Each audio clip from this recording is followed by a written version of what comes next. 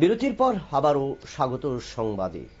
পেহেলগাঁও হত্যাকাণ্ডের পর পাকিস্তানের উপর টুটি চেপে ধরেছিল ভারতীয় সেনাবাহিনী এবং এই সেনাবাহিনীর বিজয় রথের কারণে কিন্তু শান্তির বার্তা দেশের প্রতিটি মানুষের।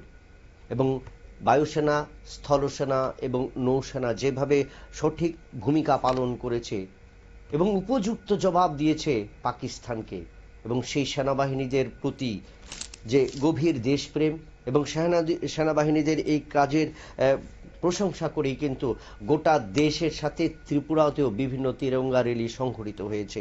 শনিবার এই তিরঙ্গা র্যালি অনুষ্ঠিত হয় মোহনপুরের, এবং সেখানে তারাপুর চৌমুহনী থেকে শুরু হয়ে র্যালিটি এলাকার বিভিন্ন পথ পরিক্রমা করে এলাকার বিধায়ক তথা রাজ্যের খাদ্যমন্ত্রী রতনলাল নাথের পৌরোহিত্যে এই জাত, ধর্ম, বর্ণ নির্বিশেষে কিন্তু সমস্ত অংশের মানুষ সেনাবাহিনীদের অভিনন্দন জানিয়ে এই র্যালিতে অংশগ্রহণ করেন।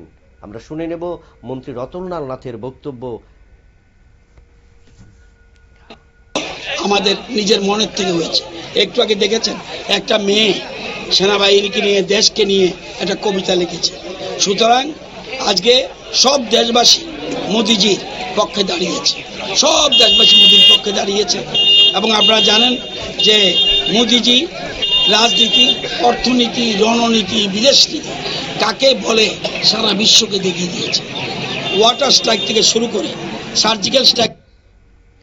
আপনারা শুনলেন রতনলাল নাথের বক্তব্য। প্রশংসায় তিনি পঞ্চমুখ নরেন্দ্র মোদীর সার্বিক বিষয় তিনি তুলে ধরলেন যে প্রধানমন্ত্রী প্রতিটি বিষয়ে তার অবগত রয়েছেন, তার কারণেই কিন্তু ভারতীয় নৌসেনা, স্থলসেনা এবং জলসেনা যেভাবে সুস্পষ্ট জবাব দিয়েছে, এবং ভারতের উপর যে বিদেশি শক্তির যে নজর তা যেন আগামী দিন কোনোভাবে না পড়ে, সেক্ষেত্রে কিন্তু কড়া হুঁশিয়ার। এবং সেক্ষেত্রে প্রধানমন্ত্রীর এই সাফল্যকে অভিনন্দন জানালেন মন্ত্রী রতনলাল নাথ।